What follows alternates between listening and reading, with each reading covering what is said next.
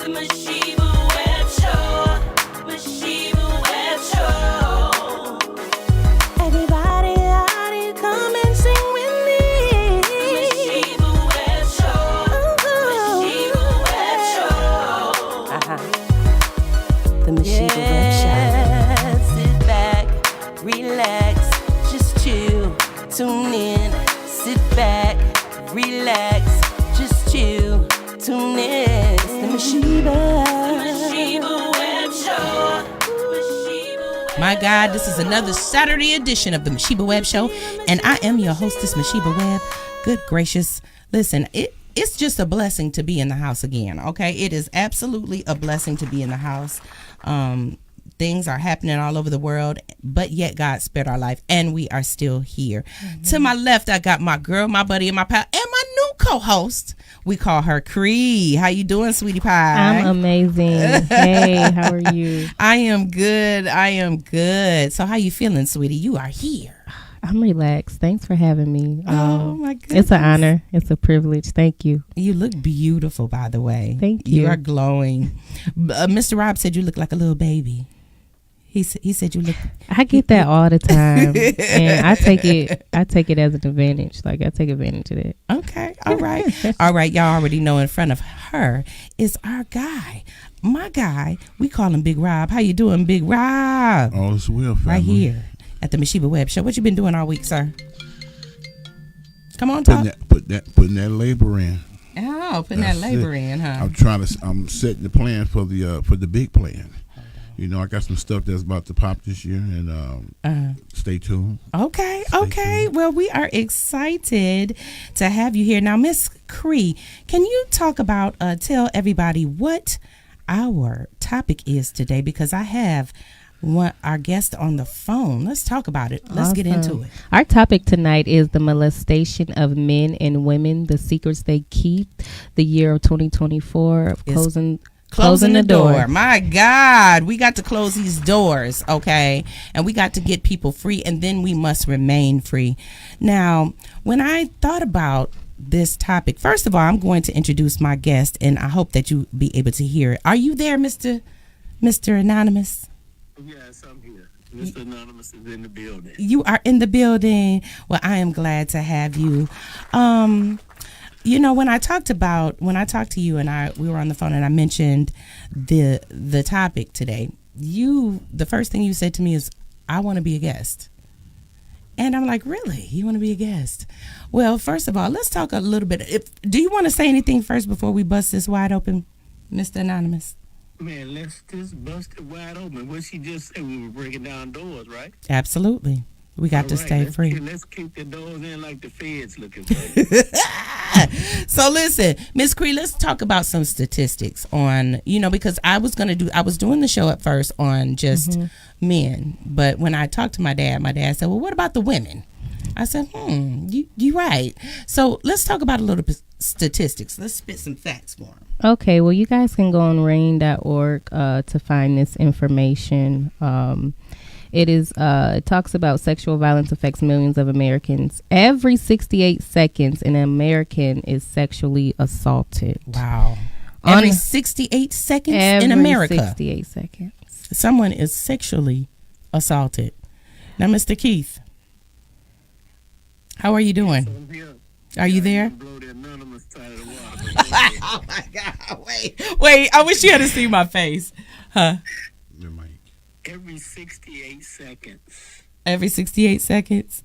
Oh, well, listen. The statistics so... It's bananas. It's bananas. But one thing about it, me as a man, we don't talk about it. Let me break it down. Break it down, because we need to understand, and we need you to walk with us, and we're going to walk with you. Let's break it on down. Mine was heterosexual. Okay. And we brag about it. As young men. Okay. Me being 16, 17, 18-year-old, or dating 35-year-old women. That was, hey, I'm the man. I thought I was. Yeah. But it took me a long time to figure out and learn how to love or trust a woman, because most of the women just saw me as attractive and used me the same way a lot of young women are used. But most time, we as men, we put our chests out and brag about it.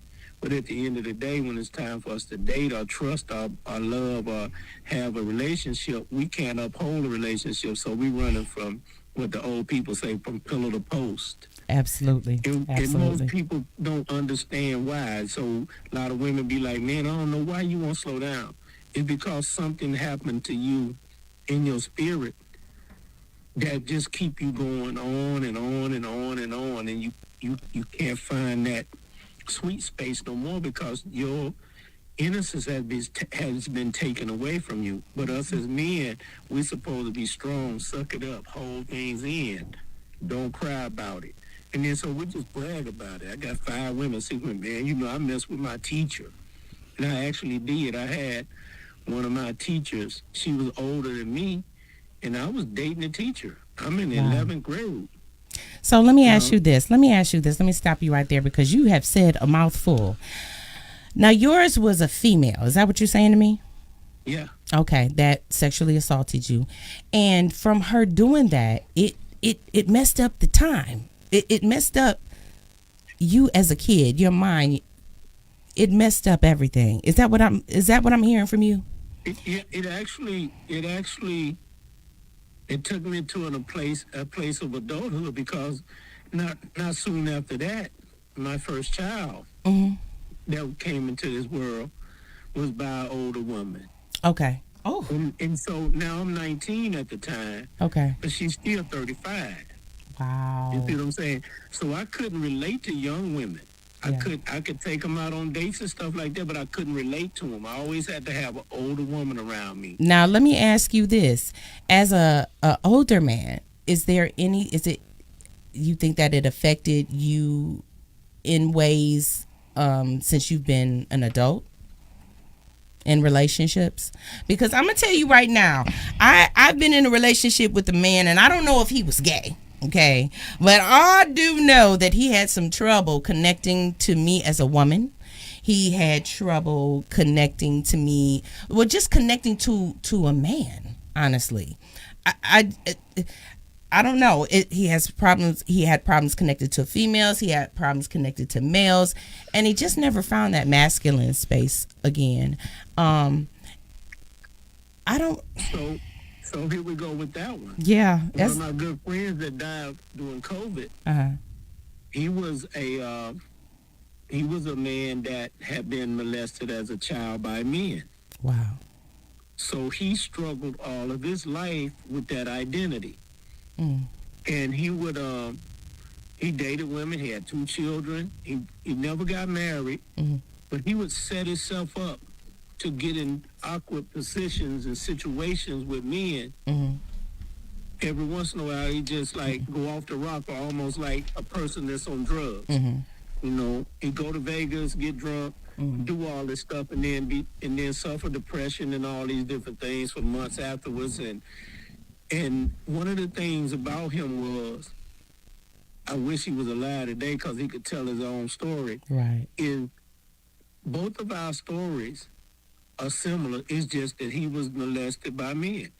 Right. How many men are out here today that's been taken advantage of by men, and they really have to hold that one in because they can't walk around with their chest out on that one. Come on now, and see, but here's the thing: if we're not talking about it, then to me that means that they're holding it in and they're growing up with all of this inside them, not knowing how to, they're not free, not knowing how to connect to their wife, not knowing how to connect to even their children. You know what I'm saying? Like I feel like as a female, as a black female, like I feel like I've been with somebody that has either been molested or sexually assaulted in some way and has not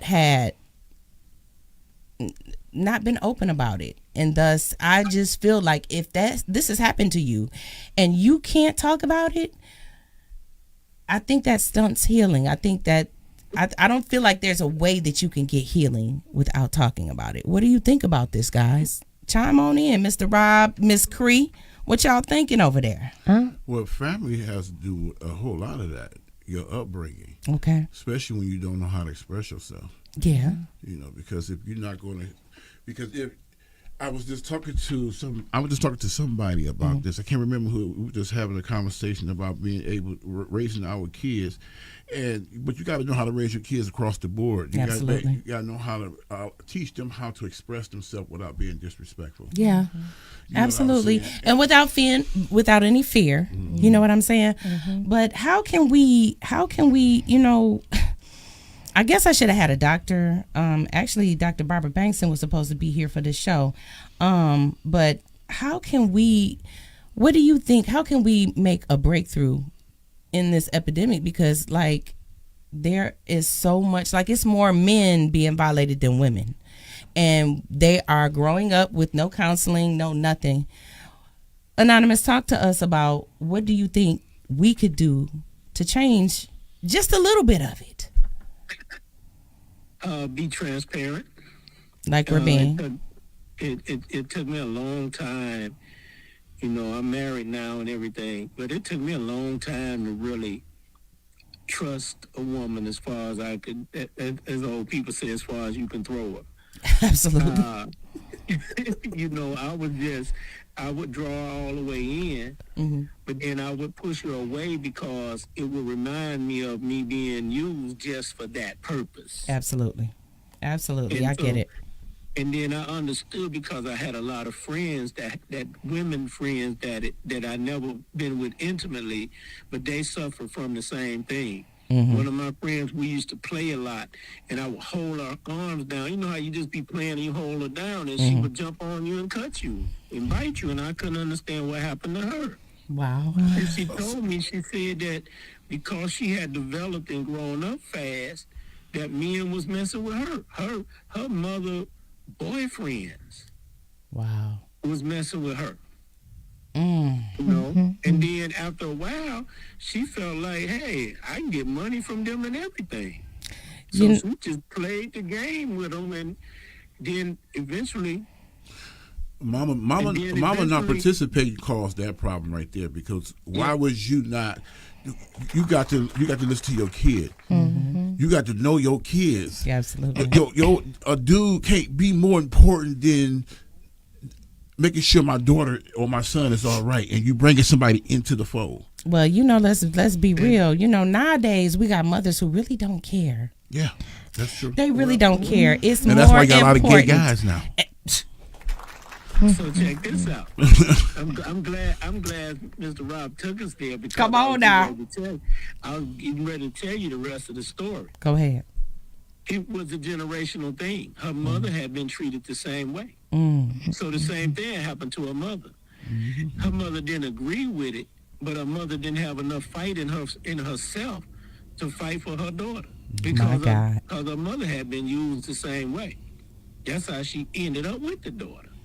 And you know, a lot of this, Keith, is really what you were saying, generational. Okay, because let me tell you something. That's where we can start. Absolutely. That I answered my own question in prayer. Because a lot of this is generational curses that have come down from generation to generation to your grandmother's mother's mother. I mean, it's. Listen, I knew my mom. My mom didn't even like me. I knew that. Huh? I knew my mom didn't like me. You? I got to a point where Men or you? Did you say me or men? I said me. You don't think your mom liked you? No. You knew she I didn't knew like that. you? I knew. Well, and the reason why I knew because I dealt with this woman on a regular basis, and her actions towards me, how she treated me when it came to the differences with the brothers and with everybody else. You know what I'm saying? And so even I swear to you, even though all that was going on, I still love my mama. You know, and so, but I got to a point where, okay, we're not moving forward. So I decided to say, you know, let me start investigating my mama. So I learned some stuff. I went and found out about my grandparents, my great grandmother. A lot of them, they were ignorant people. They did not teach, and even though they taught with actions, I think in my mother in the time when they start coming about. It was about, okay, now I need you to articulate it too, you know. Yeah. And because you don't explain it, because my mama say all the time that, well, my mama never told me I love you. You know what I'm saying? And that was the same thing for me. She never told me. My mama didn't never tell me she loved me until I got on drugs, and I was ashamed about being on drugs. Instead of me saying I was on drugs, I said I had cancer. Wow. That's the first time I heard my mama say I love you. Wow. So you felt like you had to have something wrong. You just had No, that was on drugs. Oh, but that's the time that she showed love. That's the time that she portrayed it. Portray it. You Wow. know, because I don't think that she just. Go ahead. So check this out.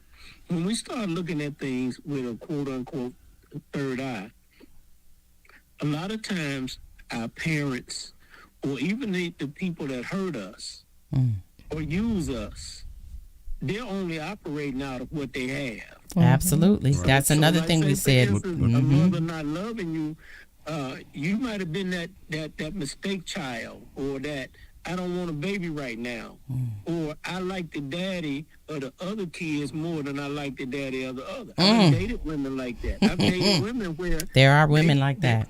Yeah, I dated women where I just had to leave them alone because they favored two of the children over one of the daddies than the other because Hold the on. way Who they breathing felt in the about the phone? father. Who breathing in the microphone? Whoever breathing in the microphone, stop breathing in the microphone. Go ahead, Keith. Go ahead. And so they would favor one of the children over the other because I guess one of them father had a better job, or whatever. And I couldn't deal with the woman like that. All of these things are more systematic and generational. Absolutely. Sometimes it's just part of the system. Like, Absolutely. Ooh, that's good. That was plotted in the first place. Yep. Yep. We just helped it along. Absolutely. But you got to remember too, they taught us not to read because they didn't let us read. Yeah. So when we ignorant and we out here doing stuff just because we got to Crazy. do it, we got to do it because we don't know. So we have made a lot of mistakes along the way. Absolutely. I believe that. Now, Keith, let's talk about a little bit about your childhood other than, before this happened. How was your childhood before? I mean, I lived a middle class child's dream in a small town in Mississippi. Well, not a mid-sized city. Parents, decent jobs. Father worked in veterinary medicine. Mother worked for the school system. Built a house up. 2 cars in the driveway, basketball rim in the front. Loving family. Built a church from the ground up in the community. Tight-knit family.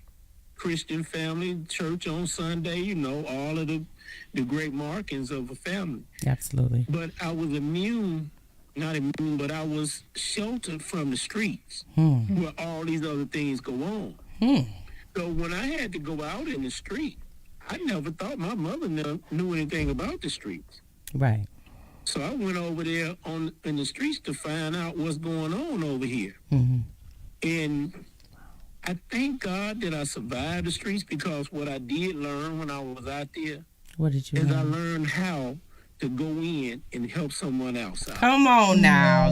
Yes, you did. Yeah, absolutely. So, But wait, hold up. Before you tell me what happened, how did you keep the heart that you have? How did you keep that intact? because it was, remember they say whatever they pour in you, God will bring it out of you later. Yes, absolutely. So it was poured into me before the brokenness started. Praise God for that. Absolutely. A lot of people are broken before they experience love. I was loved before I was broken. Yes. And that showed me how to love broken people. Absolutely. Wow. That's good. This is good. Okay, I'm sorry I interrupted your story. Go ahead. No, but we have to get to a point where, Brother Rob, your children need to know that you love them, and your children's children need to know, where you can't go back and get the love you didn't get in your life in the beginning because the streets started to eat you up. That's how you ended up on drugs, because, hey, the drug folks love me. You see what I'm saying?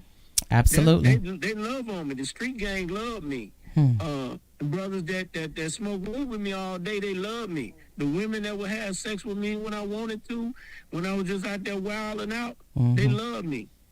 Wow. But then you look in the mirror at yourself and say, you know what? Nobody really showed me how to love me. Exactly. Nobody showed me how to love me.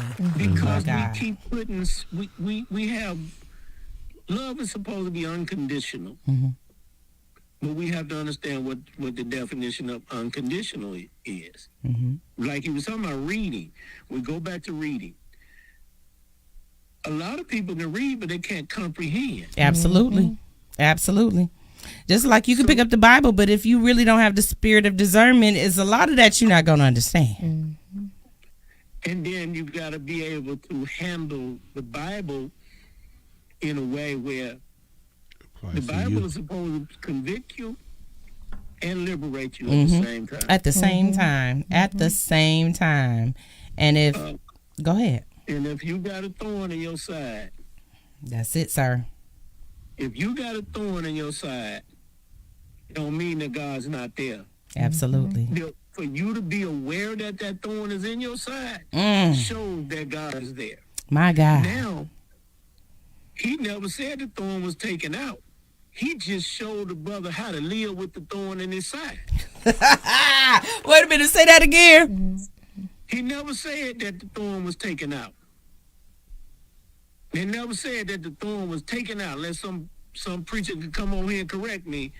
But he showed him how to live with that thorn in his side. My God. Listen. And so that's what we have to do. Oh, that was good. I learned how to accept. I learned how to accept the things, my shortcomings and things that didn't happen and the people that took advantage of me or whatever. But I don't have to agree with it. I Absolutely. accept it because it's real. And once we start learning how to accept things that happen or accept the failures that we made, then we don't have to agree with it, because if we agree with it, we keep being failures. I don't agree to the fact of being out there like I was then. Yeah. Exactly. Absolutely. Absolutely. Listen, this conversation is getting heated up and I love it. I need you to hold on, stick and stay right there. Don't go nowhere. I'm getting ready to play for you my TT. I call her doctor. Okay. Evelyn Turrentine Aging with God Did It right here on the Masheba Webb Show.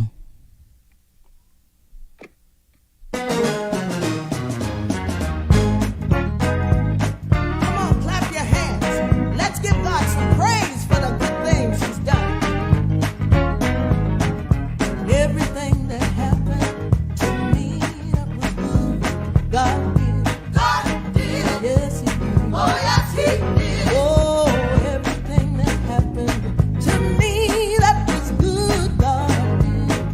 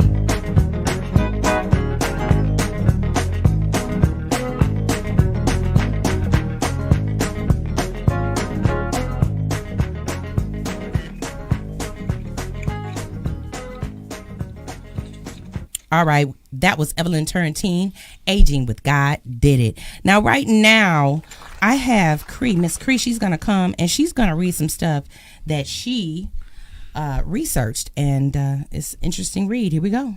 All right, Anonymous, you were talking about how this affects the mental. So I'm just going to read something off of the PubMed Central. Victimization has a direct negative influence on the physical and mental health of those who experience it, leading to short and long-term physical injury, fear, anxiety, despair, post-traumatic stress disorder, low self-esteem, social difficulties, and suicide ideation. This affects your whole being. And when Masheba asks, how do we close this door? It's really, parents taking responsibility. I know I know an amazing mother who, shared with me personally how she was told, by an elder woman, to guard your kids. Don't let no man around your kids while you're raising them. And when she told me that, it gave me some insight and some wisdom on to, to watch out for red flags when it happened to you. See, I'm a childhood sexual, abuse survivor. So when you experience that, you automatically, you know the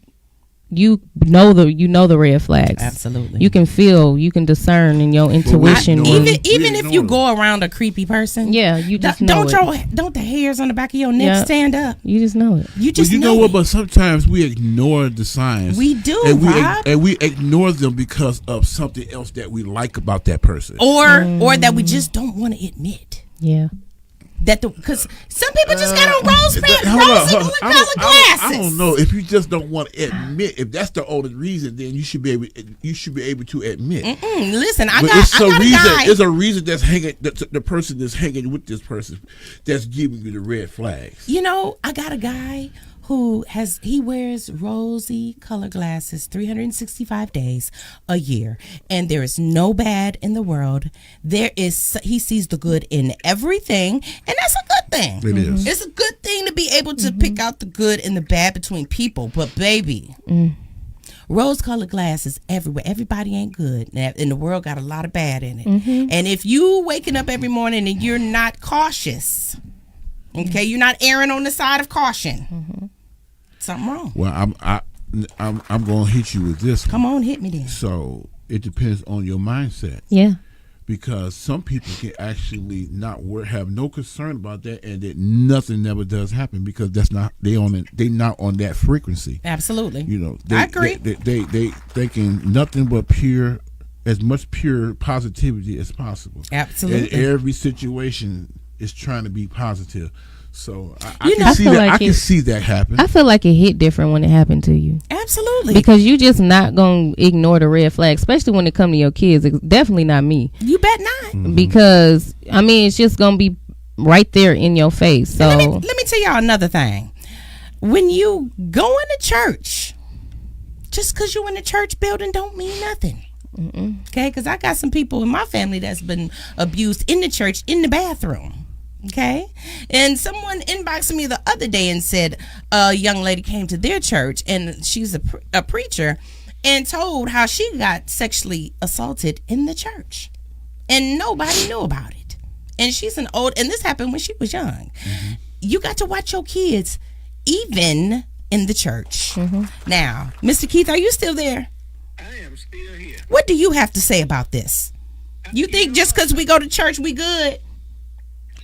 No. Thank you for being honest. I believe that the church was the pillar of our community at one time, and when we dropped the ball on that, the moral fortitude left. Absolutely. I sit and think about these young men today, like going to prison and fighting each other and drama and shooting. Absolutely. Imagine if you could see. You remember how the cartoons used to have a little bubble over the top? Yeah. You could see exactly what's going on in their life. Just freeze everything. Wouldn't that be something? Imagine a police officer that shoot a young man.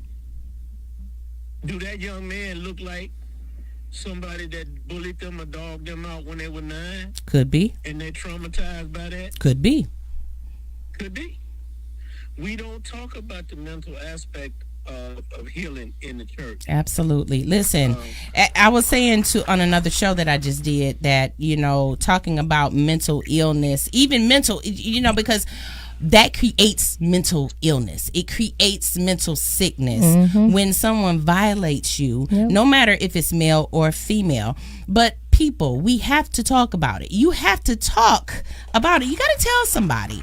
If you want to get healed, you want to get whole, you can tell Jesus about it. But we are in this world full of people, okay? We need a human connection. We need to talk about it. We need to get it out. I don't care if it's embarrassing. You want to be healed and you want to be whole? Talk about it. Get this mess out of your heart. Get it out of your life, because you hold on to stuff. I know some people that have harbored some stuff, and honey, it just turned to cancer on the inside of their body. Holding things in, I believe it changes your DNA, honey. So let me ask you this question. So check this out. Listen to me close when I say this. Okay. I'm sorry. Go ahead. In order for the victim to get it out, the perpetrator will have to get it out too. You see what I'm saying? Yeah. If everybody had a I do. moment, the victim would get it out and the perpetrator would have to get it out too. And most of the time, you would probably see that the perpetrator looked like the leader of the church, looked like the pastor of the church. Yeah. The perpetrator was the businessman or woman. Man, listen. The perpetrator for me was my teacher. See? You see what I'm saying? See? Seen them big cheeks and them pretty big eyes and bedroom eyes, and she said, Yeah. So to come to Jesus moment, if that show up, then who would be caught up in the controversy? It would probably be like the P. Diddy scandals and stuff, or allegedly P. Diddy. Allegedly. Anonymous, can I ask you a question? Anonymous, she wants to ask you a question. Yes, please. So what happens to the victim when the perpetrator never speaks up? Because the perpetrator hides. Now that's good. Let's talk about it. The victim have to learn how to forgive the perpetrator for them to become free. That's good. And that's on periods. Yeah, so you have to forgive them. And we ain't talking about the little forgiveness where they teach you, it's cool, I forgive you. No, that forgiveness that set you free. Free enough to walk around with the thorn in your side. Woo! Listen. Move on purpose. Free enough to operate without getting depressed and doing drugs and whatever, that the way you started to deal with it. Absolutely. A lot of people haven't forgiven their parents, but then if they could forgive their parents, if they understand their parents were children when they had them. Is this the third time when we go on? Because I know you're going to say exactly what we've been saying for the last 2 days, basically. Parents, there's no book, there's no manual to being a parent. Parents usually do what was done to them. Am I right or am I wrong? Well, I agree with you that people do. Go back and say that one more time. Parents only do what they were taught. So I agree with that. But at the same time, you got to realize too that if your parent, by the person not being taught, as you put it, you got to think about the people. Like for instance, me, I didn't get taught, right? And then, but thank God, I recognized it because I started teaching my children. Absolutely, yeah. I recognized it because I listen. I believe I know. Listen. I believe I know I'm a gift. You are. You really are, right? One thing I know for a fact and the reason why I know that is because how I was raised, and it wasn't raised with love, and I got it some kind of way. I received it, and I was able to give it to my babies. Wow, this is good. That's how the door is closed when parents take accountability. Honey, let's talk about closing these doors. That's how the door is closed. When the parents take accountability and they unlearn and relearn to create a new environment for their children to live in. That what you just said is really it's small. It looked like it's small, but it's powerful. It's powerful. And you said to unlearn and relearn. And that is a job. It is. It's a daily. People don't want to, daily job. because people don't want to change. No. People don't want to change. That's Because it's comfortable. Like Masheba Right. said, if you can't grow with us, you can't go with us. Period. That take us to a place where we as a people once had a village wrapped around us, and we dealt with things on a village level. Absolutely. Today, we barely even have community. I'm willing to bet you that we can't name 5 of our neighbors on our block. right. Come on now. I agree. Come on now. And so what happened I don't back in the know day, none. when the pain happened, now it was a hush-hush thing, but the village was keeping the hush-hush. We just didn't have enough fortitude to fight through. Now let's talk about stop right there. Pause. All of this sweeping stuff under the rug gotta stop. Okay? You listen. This is where I'm at with it. 75 years. A regular lifespan. God may give you more, he may give you less. But just what if he gave you 75? Okay, and I'm 50, and I done lived 50 of them summers. I'm not finna. You better talk. You better speak. You better get free so you can start to live. Who got time to be sitting up here harboring and depressed because something happened in your childhood? And Say that. I get it. But baby, you got to let that go. You got to move on, because if you died today, guess what's going to happen? The world will not stop. The world will go on, and they will find somebody to replace you at your job tomorrow. Okay? So, please, talk about it. There is no such thing as being embarrassed when it comes to being sexually assaulted or being raped or having your innocence taken from you. There is no time that is too late for you to be able to sit down and talk about who took your... Listen, if you really want to talk about it, we're going to talk about it. When I was 6, 7, 5, between 5 and 7, I was playing outside, and a young man came to me, and he wanted to play house with me. I'm playing house by myself. You know, I got my little teacups, and I'm doing this, and he wanted to play house with me, and it was time to go to bed. So he found some bushes, and he made a bed. So what happened? I got sexually assaulted. So when he found the bed, so at that time, at that particular time, did you know what was about to happen? I was 6, Rob. Oh, damn. Okay. I was 6. So you was in kindergarten. You was in first grade. I was 6 years old. Wow. How old was this cat? 14. What? Whoa, wait. 13, 14. He knew he was. Yeah, he knew what Maybe he was 15. doing. Maybe. But let me tell you, the story ain't over. So the next day, my mom's braiding my hair, and he comes to the door and knocks and asks, "Can I come out and play?" My mama antennas went up like, "Bro, come out and play, nigga. How old is you?" Mama's like, "What? Why is he asking for you?" And you know, as a little girl, I got nervous and scared and everything, and I got broken. I told my mom what happened, and that was it from there. But where is he today? Somebody say, where is he today? Where is he today? He's in a grave. Now, I'm not saying that happened to him because he did that to me. But what I am saying is God got a way of paying you back. And what you reap, you will sow. And I no longer have to go around my family and friends with that same person hanging around as a big thorn in my side. So what did I do? What did Masheba Webb do? Masheba Webb forgave that nigga a long time ago. Okay? I don't have nothing to prove. I forgave him. And I moved on. I talked about it. I told my mom. I told my family. And whoever else I needed to tell. I The have some police. research on that topic. Let I me- have some research I would like to read. Yeah. Let me tell y'all something. Come on in, Rob. Until the government plays a part in fixing this, True. because they the one who messed it up. Now break that down. Okay. Let's hear this. And until they play a part, because you know they're always orchestrating how to demean and devalue the black race anyway. Absolutely. So as long as they're doing that, and we not fighting to change that. You just look at the prison system.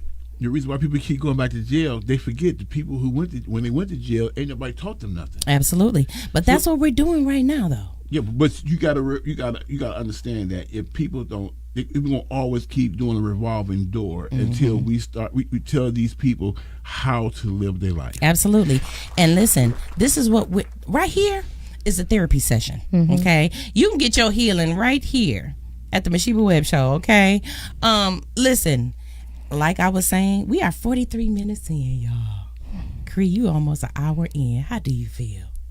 At home. You feel at home, boo. Listen, Keith, are you still there?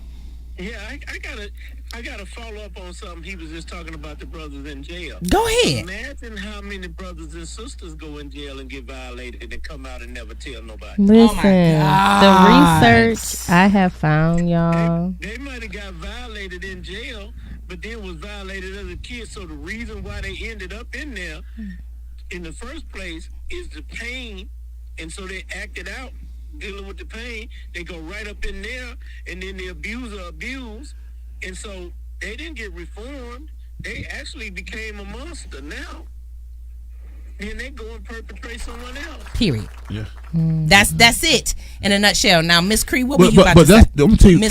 Can I say something about that? Go ahead. The problem I have with that is that the government knows that. Yeah. They know these trends. You know what? They know it. And they boldly right in front of you, and they come up with all these ideas to try to fix the prison system or the mentally messed up people, and they don't do nothing. And knowing for a fact that if I play a part in being positive and helping these kids or these adults to help them see themselves in a better light, it's never going to change. Absolutely. Now listen, they know that that's going on in jail, and they let it happen. Exactly. They let it happen.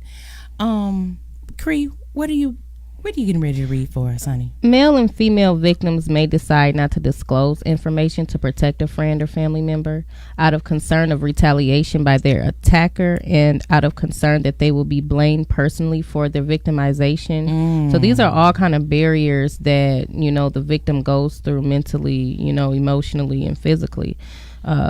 Men may also choose not to report if they have issues with their sexuality. Men are more likely to encounter reporting issues relating to their sexuality, given that they are more likely to be victims of other men. Ooh. Men who have not publicly acknowledged that they are anything other than heterosexual may choose not to report for fear of having to come out. In addition, heterosexual men who were assaulted by other men might not come forward for fear of having their sexual orientation revealed. Another specific rape distortion that affects men is the belief held by the public and healthcare professionals that men cannot be raped. Men may opt not to complain if they are simply going to be informed that what occurred to them did not occur, an invalidation of their experience.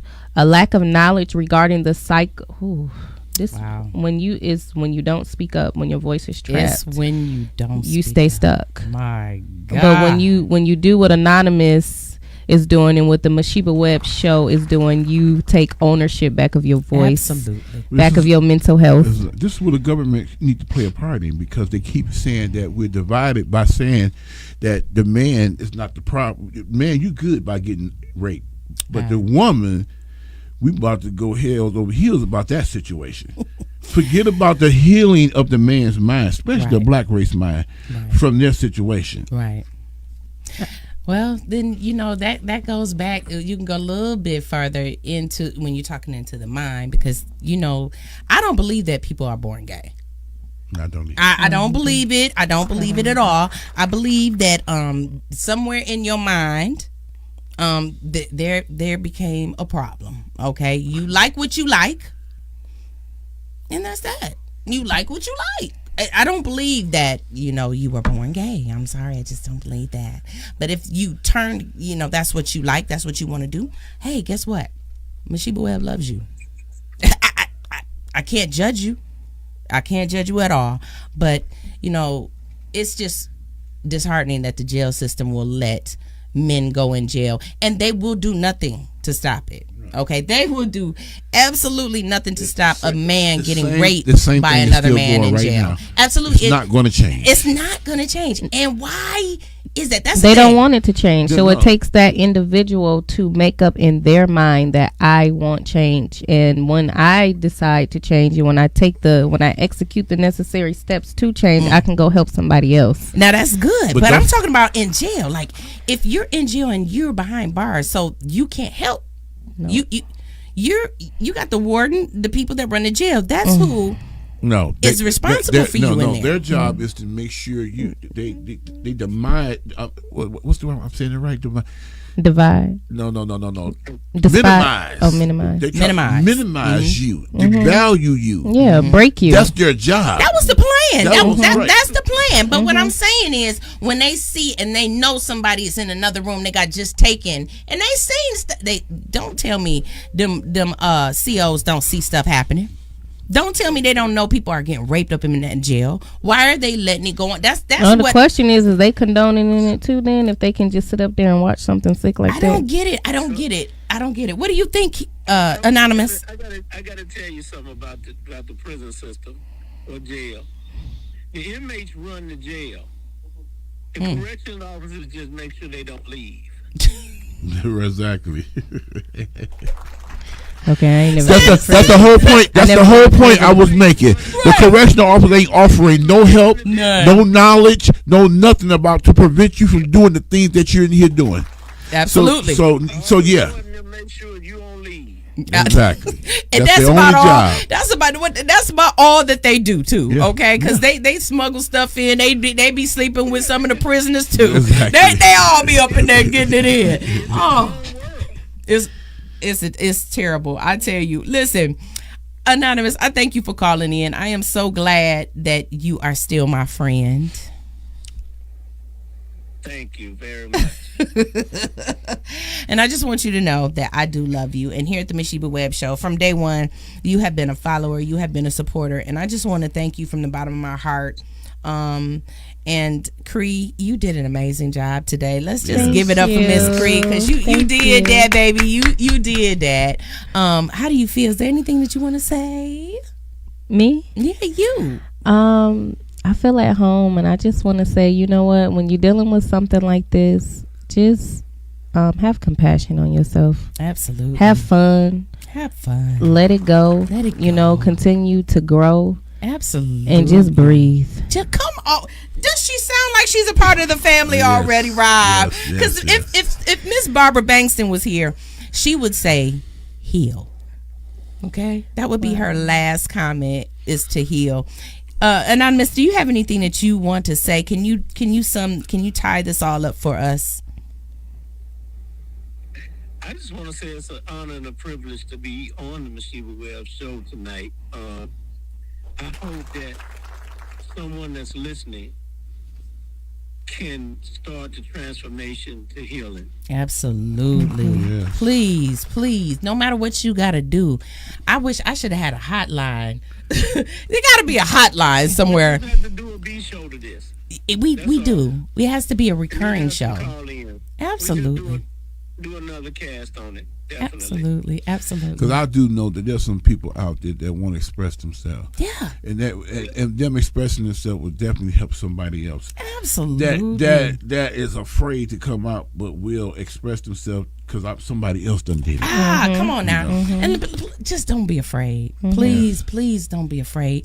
2024 is a year of closing the door. 2024 is a year of exposure. 2024 is the year of getting to the bag. 2024 is a year of you really getting to living your life. And if you're bound by some secrets, some terrible things that have happened to you, man, the worst thing that can do is what? Keep your mouth closed. Right. But what's the worst that can happen by exposing it? What is the worst that you get free? Is that the worst that can happen? Because ain't nobody going to hurt you. Ain't nobody going to bother you.